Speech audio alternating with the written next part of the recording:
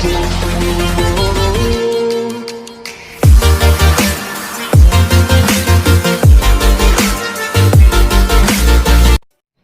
Friends, कैसे हो आप। मैं हूँ सृष्टि सिंह और आप देख रहे हैं मेरे यूट्यूब चैनल नैनेट। सो फ्रेंड्स, आज का हमारा टॉपिक कक्षा 6 के पाठ 8 शरीर में गति पार्ट 1 है। फ्रेंड्स, सबसे पहले हम पढ़ने बिंदु देख लेते हैं जो कि आज हम पढ़ेंगे।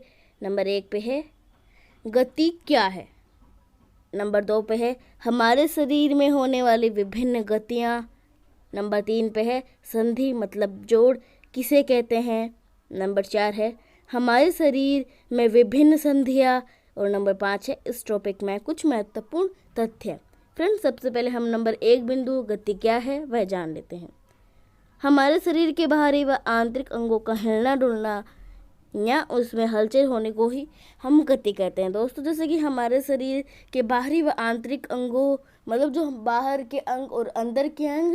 दोस्तों, बाहर के अंग जैसे कि हाथ पैरों का हिलना, गर्दन का घूमना, पलकों का झपकना, तो ये सभी बाहरी हलचल हो गई या बाहर हिलना डुलना हो गया।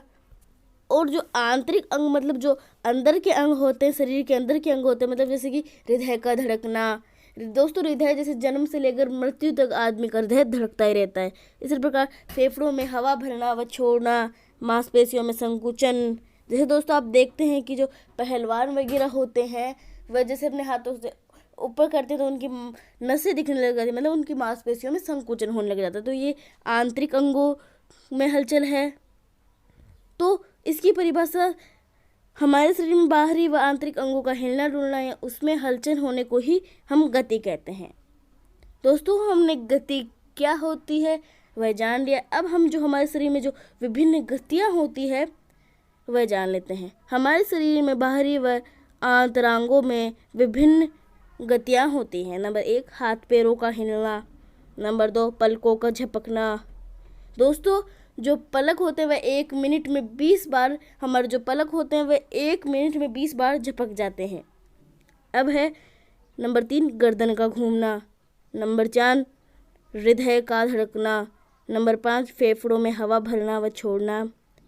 नंबर 5 मांसपेशियों में संकुचन। दोस्तों, जो हाथ पैरों का हिलना, पलकों का झपकना, गर्दन का घूमना, ये सभी बाहरी हलचल थी, मतलब ये सभी बाहरी गतियाँ थी।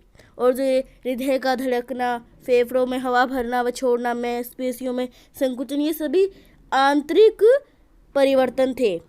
तो फ्रेंड्स, हमने गति क्या है, हमारे शरीर में होने वाली विभिन्न गतियाँ ये जान लिए। अब हम जो नंबर 3 बिंदु संधि मतलब जोड़ किसे कहते हैं वह जान लेते हैं।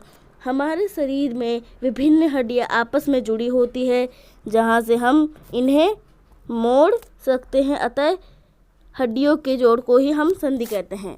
जैसे कि दोस्तों ये हमारे हाथ है इस प्रकार।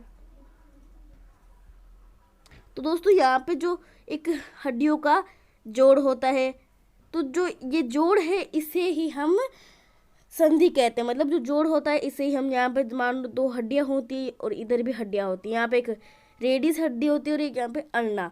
तो ये जो हड्डियों के जोड़ होते हैं, यहाँ पे दोनों हड्डी मिलकर जोड़ते हैं, यहाँ से हमारे हाथ मुड़ते हैं। तो ये हड्डियों के जोड़ को ही हम संधि कहते हैं। अब है दोस्तों हमारे शरीर में विभिन्न संधियाँ। हमारे शरीर में 2 प्रकार की संधियाँ मतलब जोड़ होती हैं। नंबर 1 चल संधि और नंबर 2 अचल संधि। सबसे पहले हम चल संधि के बारे में जान लेते हैं। कंदुक खल्ली का संधि। दोस्तों, जो कंदुक खल्ली का संधि होती है वह एक गोल गेंद के समान होती है। जैसे कि आप जो इसकी आकृति होती है, इसकी शेप होती है वह जैसे कि आप मान लो कि एक कटोरी के अंदर हमने एक गेंद को डाला, इस प्रकार इसकी जो शेप होती है। मतलब जो कंदुक खल्ली का संधि होती है वह कंधे व हाथ के जोड़ को कंदुक खल्ली का संधि कहते हैं। ये जोड़ संधि सभी दिशाओं में घूमती है। जैसे दोस्तों हम अपने हाथ को जैसे गोल गोल घुमा सकते हैं, ये 360 डिग्री से घूमती है। कूल्हे व पैर में भी यही संधि होती है। दोस्तों, जो कूल्हे और पैर में भी कंदुक खल्ली का संधि ही होती है। अब है धुराग्र संधि। यह गर्दन व सिर को जोड़ती है। दोस्तों, जो धुराग्र संधि होती है वह गर्दन और सिर को जोड़ती है। ये गर्दन के पीछे भाग में पाई जाती है। ये ऊपर नीचे दाएं बाएं घूमती है। जो दोस्तों जो ये धुराग्र संधि होती है वह ऊपर नीचे, जैसे कि ऊपर नीचे घूमती है और एक दाएं बाएं। अब है हिंज मतलब कब्जा संधि। ये हमारी कोहनी व घुटनों में पाई जाती है। दोस्तों जो ये हिंज कब्जा संधि होती है वह हमारी कोहनी और घुटनों में पाई जाती है। यह केवल एक ही दिशा में आगे पीछे घूमती है। दोस्तों जो ये हिंज कब्जा संधि होती है वह एक ही दिशा में आगे पीछे ही घूमती है। दोस्तों हमने चल संधि के बारे में जान लिया। अब हम जो अचल संधियाँ होती है वह जान लेते हैं। इन संधियों में कोई हलचल नहीं होती है। दोस्तों जो चल संधि होती है उनमें हलचल होती है, मतलब उनमें गति होती है, वो हिलती डुलती है। और जो अचल संधि होती है उनमें कोई हलचल नहीं होती, वह स्थिर रहती हैं। इनमें हड्डियां स्थिर होती है। नंबर 1 कपाल की अस्थियों में। दोस्तों जो कपाल की अस्थियां होती है वह मस्तिष्क में पाई जाती है। ये छोटी छोटी हड्डियां होती है और ये एक दूसरों से जुड़ी होती है। तो दोस्तों जो संधि की परिभाषा होती है वह यही है कि आपस में जो हड्डियां होती है उनके जोड़ को ही संधि कहते हैं। तो जो ये कपाल की अस्थियां होती है वह छोटी छोटी होती है और ये आपस में जुड़ी होती है। इनकी संख्या 29 होती है। अब है कपाल व ऊपरी जबड़े के मध्य। दोस्तों जो कपाल की संधि हमने जान ली थी। अब जो ऊपरी जबड़े के मध्य, जैसे दोस्तों आप खाना खाते हो तो आप देखते हो कि हमारा नीचे जबड़ा ही काम करता है, ऊपरा जबड़ा एकदम स्थिर रहता है। ऊपरी जबड़ा होता है वह एकदम, जैसे आप दोस्तों ट्राई करके देख सकते हैं कि आपका ऊपरी जबड़ा तो एकदम स्थिर रहेगा और निचला जबड़ा ही काम करेगा। अब है इस टॉपिक में कुछ महत्वपूर्ण तथ्य।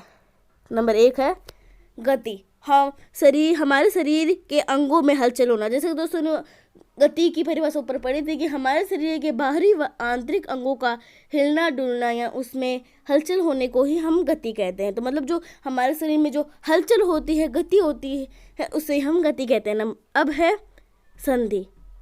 2 हड्डियों का जोड़। जैसे दोस्तों हमने ऊपर पढ़ा था कि जो हड्डियां होती है उनके जोड़ को ही हम संधि कहते हैं। जैसे हाथ, कोहनी, इनकी हड्डियों को संधि कहते हैं।